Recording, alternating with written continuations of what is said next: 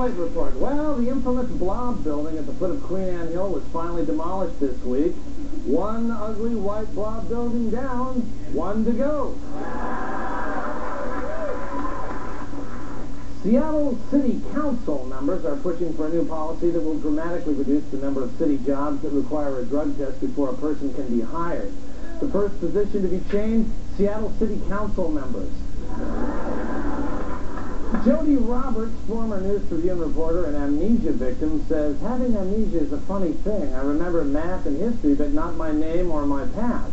A few moments later, Roberts went on to say, having amnesia is a funny thing. I remember math and history, but not my name or my past. As part of their holiday incentive program, the Bon Marché is offering $500 to employees who turn in other employees caught stealing. As well as the money, winners will also receive a reserved parking space marked Snitch of the Month. Relationship expert John Gray will appear at the Paramount Theater December 5th to discuss his new book, Mars and Venus on a Date. Gray will also give a sneak preview of his next book, Mars and Venus Fumble for Their Underwear and Try to Remember Each Other's Names. An Oregon teenager says she lied to producers to get a free trip to Chicago to be on the Jenny Jones Show on the topic of Stop Harassing My Androgynous Teen. She was immediately offered a spot on the Jerry Springer Show on the topic of teens who lie to get on the Jenny Jones Show. Well, Thanksgiving is next Thursday, which means that next Friday is the busiest shopping day of the year. As a public service, we at Almost Live have done some preliminary scouting at local stores, and here is Pat Cashman with a look at some of the things we found. Pat? Hi, John. Pat, you know there's a little lever on the chair that you're going to do. Oh. Yeah, why don't you come on up there? Isn't that a lot better? That's handy. Great. So what do you got? Well, John, I went to the toy store, and I would like to show you folks a few actual toys that are in the stores this year. Now, first of all, these lovable pound puppies need a home. This is probably the most urgent purchase you should make. I don't have to tell you what happens if they don't sell. Yeah.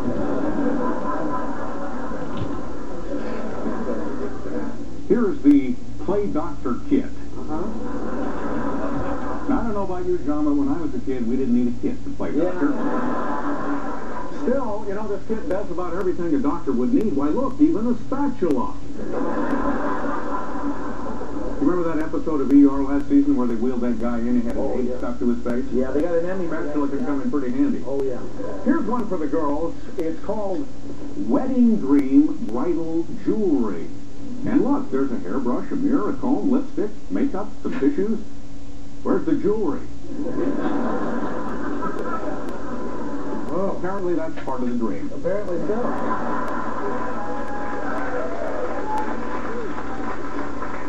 You know, the long-time most popular girls' toy, the Barbie doll, has been coming under a lot of fire lately for presenting kind of an unrealistic female physical image to young girls, and that's why now there's Flatsy.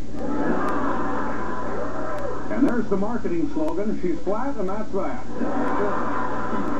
Now, as I remember, Barbie had a boyfriend, Ken, right? Yeah, that's right.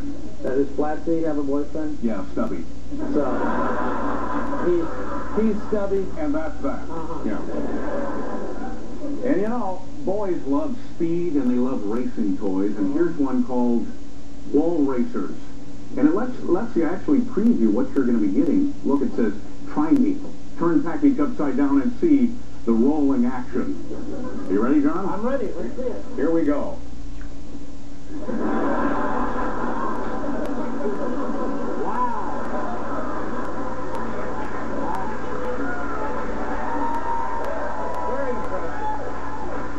Isn't that a rush? Yes, it is. Yeah. Wow. But I have to say, I'm mostly just very confused about what kinds of messages a lot of toys are sending to our young people. For example, you have a dog, he likes to bite and chew things. Here's a chew toy for him. That's Linus from Peanuts. What better object would you like your Rottweiler to learn to chew on than a small, frightened child? And finally, last year's big seller was the Tickle Me Elmo, and now they're selling this one called Teach Me Elmo. But what's being taught here? Why is the word hand right there?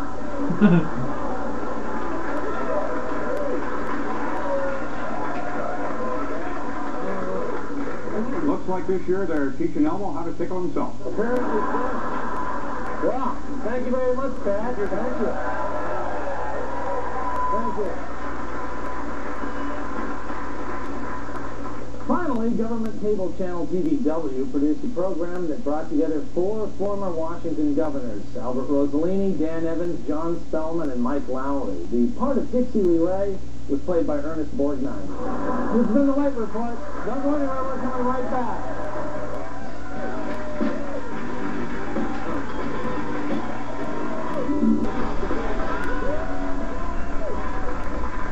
Thank you very much. That is all the time we've got, but before we go, King TV and Kong TV are welcoming Penn and Teller to the Moore Theater next week. They don't know it yet that some of our audience members are going to win some tickets to Tuesday's show. And if you'd like some free tickets to that show, also get ready to dial the phone. We'll give you a pair of tickets to each of the first 5 people who call us at 206-421-5555. That's 206-421-5555. Bye-bye. Go, go!